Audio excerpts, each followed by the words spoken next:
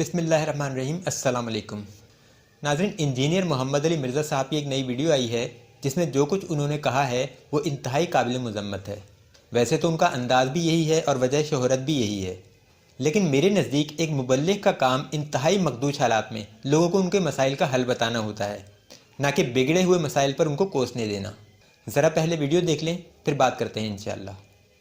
میں یونیورسٹی نسٹ کا اسٹوڈنٹ ہوں اور میں وہاں یہ چیز بہت محسوس کی ہے، کافی لوگ ایتھیسٹ ہو جا رہے ہیں، اور اس وجہ سے جو مجھے نظر آتی ہے وہ یہ کہ لوگوں کو دعوت ٹھیک طرح نہیں دی جاتی۔ اکثر ہمارے ہاسٹلز میں جب تبلیغ جماعت والے آتے ہیں تو بہت کم لوگ ان کی بات سنتے ہیں۔ میرے بھائی وہ بات سن بھی لیں، کیا ان کی کمپیٹنسی تو چھوڑ دیں، ان کے بڑوں کی کمپیٹنسی ہے کہ ایتھیسٹ کے ساتھ یہ بات کر سکے؟ آپ لوگ بتائیں، یہ تو ہمارے اسٹوڈنٹ کے ساتھ بات نہیں کر سکتے۔ لوگ کہتے ہیں ہمیں یہاں فون کر کے جی کوئی بتاؤ جی ایتھیسٹ کو دعوت دینی ہے، کوئی کہتا ہے جی وہ قادیانیوں کو دعوت دینی ہے، وہ تمہیں پتہ ہی کچھ نہیں ہے، کدھر جا کے 11,000 وولٹ کو ہاتھ ڈالنے لگے ہو۔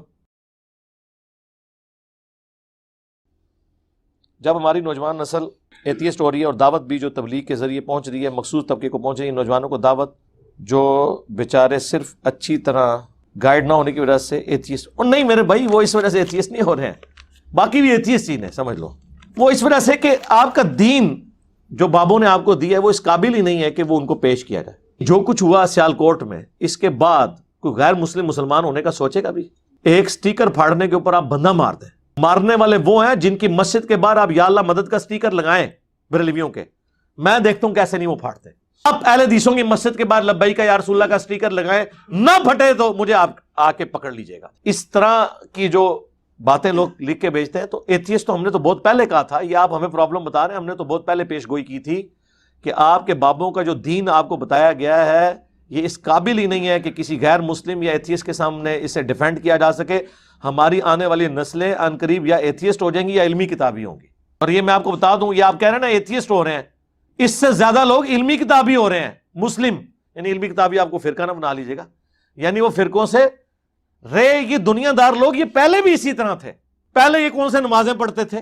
یہ پاکستان کے شناختی کارڈ میں مسلمان تھے، تو پہلے بھی کوئی کنویشن والے مسلمان تو نہیں تھے۔ آپ ہوش کی عمر میں آئے اور انہوں نے اسلام کا جو بگڑا ہوا حلیہ دیکھا ہے، اس کے بعد کسی ذی شعور شخص کو وہی راستہ اختیار کرنا چاہیے جو وہ کر رہے ہیں، الا یہ کہ اللہ تعالیٰ کسی کو ہدایت اس حوالے سے دے کہ وہ کمپیریٹیو اسٹڈی کرے، لیکن یہ بہت دور کی بات ہے۔ دیکھیں درخت اپنے پھل سے پہچانا جاتا ہے۔ اب کب تک لوگوں کو یہ کہانی کرائیں گے کہ اسلام سب سے بہترین دین ہے لیکن مسلمان سب سے برے ہیں، ہمارا دین بہت اچھا ہے؟ وہ کہیں گے یار اس دین کو چاٹنا ہے جس کی آؤٹ پٹ آپ جیسے یہ گلے سلے پھل ہیں۔ کافروں دعوت دینی ہے، کافروں دعوت دے کے انہوں نے امن بھی برباد کرنا جے، سکون نال رہ رہے جے، انہوں تو دنیا سکون نال رہن دیو۔ آپ ان کو یہ کہیں گے جی ہاں جی اسلام قبول کرو تو پھر تواڈے تے ٹوکے چلاواں گے سی، وہ کہنے کہ بھائی اتھے ہی رہن دو، سانو عدل و انصاف ہے وہاں پر، امن ہے وہاں پر، انسانی جان کی قدر ہے، جانوروں کی قدر ہے، یا انسانوں کی بھی قدر نہیں ہے۔ یہ جو پریزنٹ سسٹم ہے نا، یہ پاکستان ایک سیکولر ملک ڈکلیئر ہو جائے نا تو اس سے بہتر ہوگا جو اس وقت کا مسلمان اس وقت یہاں پہ زندگی گزار رہے ہیں۔ کم از کم لوگوں کو اپنی مرضی کے مطابق زندگی گزارنے کی تو اجازت ہوگی نا۔ ہمارے لیے اس وقت زیادہ مواقع ہوں گے کہ ہم دین اسلام کی خدمت کر سکیں۔ اس کو آپ یہ نہ سمجھیے گا کہ میں سیکولرزم کو سپورٹ کر رہا ہوں، یعنی اس سے بہتر ہوگا۔ یہ پرورٹڈ مذہبی نیچر، یہ مذہبی سکھ، وہ ہمارے ایک استاد کہا کرتے تھے مذہبی سکھ، خیر یہ کسی مذہب کی توہین نہیں کرنی چاہیے، یعنی یہ مذہبی دہشت گرد، ان سے تو بہتر ہے نا، سکون کی زندگی گزاریں گے۔ آپ کو رفع الیدین کرتے ہوئے مسجد میں یہ ڈر نہیں ہوتا کہ باہر جو چوڑا صفائی کر رہے ہیں نا تو وہ آ کے ٹوکا مار جائے گا آپ کو، کیونکہ وہ عیسائی ہے اور آپ مسلمان ہیں۔ آپ کو ہندو سے ڈر نہیں لگتا، آپ کو مسلمان سے ڈر لگتا ہے کہ وہ اپنی جنت پکی کرنے کے لیے آپ کے اوپر ٹوکا چلائے گا۔ ویسے تو کہتے ہیں ہم حرمت رسول کے لیے جان بھی قربان ہے، جان بھی قربان ہے تیری، وہ جو کہہ رہا ہوتا ہے اپنی نہیں کہہ رہا ہوتا، کہتا تیری جان بھی قربان، اپنی نہیں جان اس نے قربان کرنی، تیری جان لیں گے۔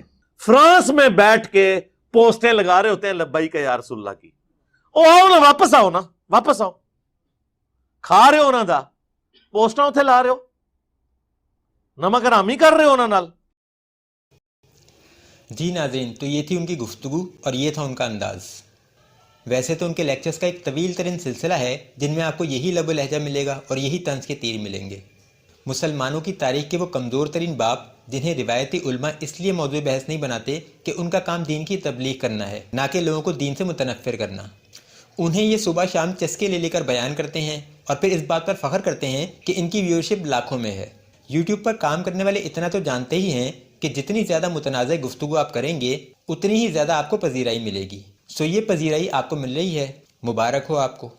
بہرحال یہ ان کی گفتگو ہے، اس پر بھی بات کریں گے انشاءاللہ. لیکن پہلے ذرا اس موضوع پر بات کر لیں جو سوال ان سے پوچھا گیا تھا کہ ہمارے کالجز اور یونیورسٹیز میں الحاد کیوں پھیل رہا ہے اور اس کی وجوہات کیا ہیں. انجینئر صاحب کہتے ہیں کہ کیوں 11,000 وولٹ کو ہاتھ ڈالنے لگے ہو.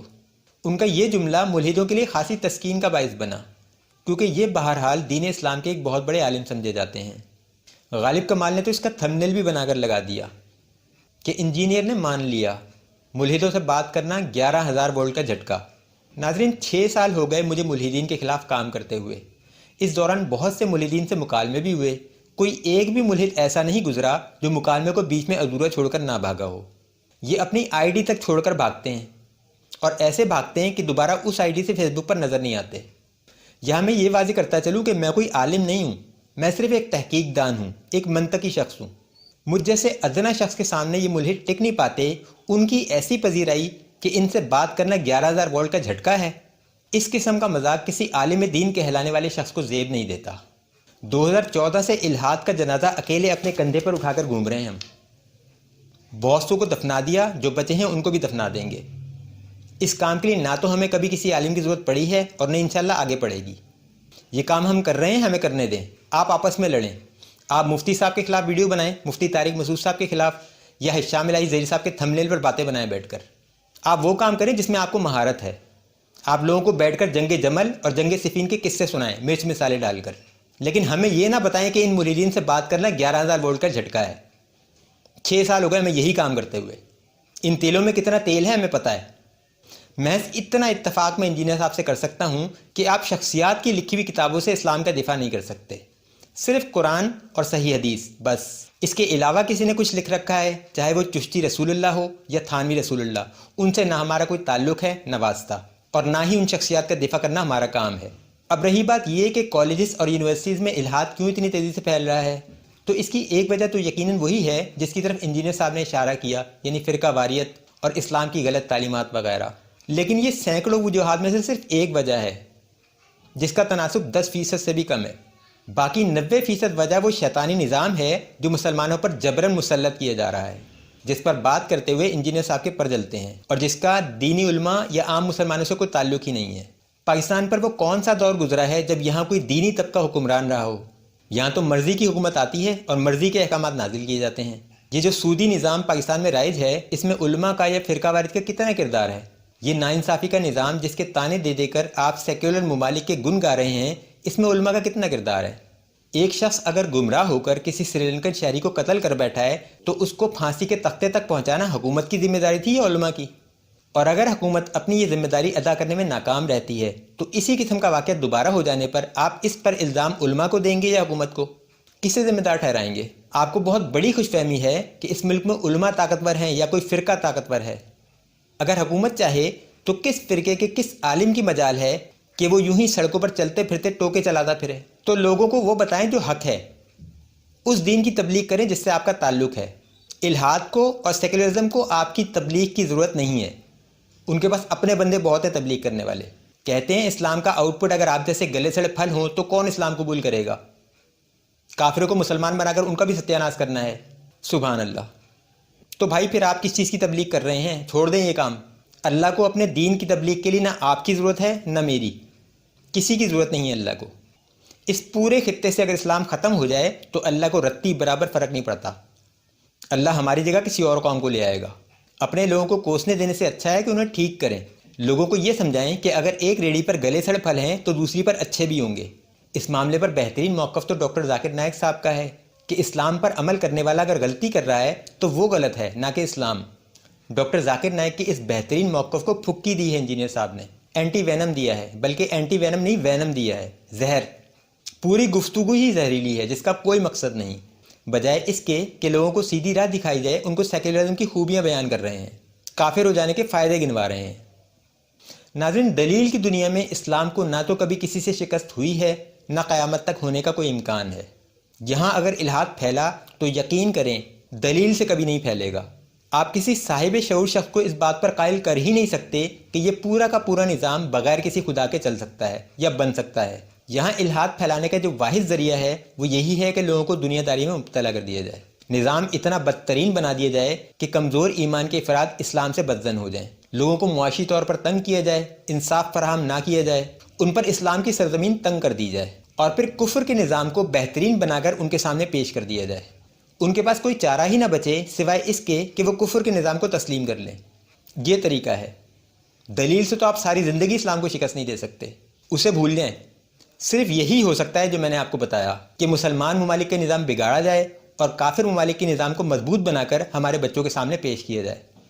ناظرین، اس موضوع پر مزید گفتگو بھی کریں گے، یہ بھی جائزہ لیں گے کہ الحاد کے پھیلاؤ میں دلیل کی کتنی اہمیت ہے، یہ غالب کمال اور حارث سلطان کیا بیچ رہے ہیں، ان کی کامیابی کا معیار کیا ہے، الحاد اصل میں ہے کیا، اور یہ جو ہماری کالجز اور یونیورسٹیز میں پھیل رہا ہے یہ الحاد ہے یا کچھ اور ہے۔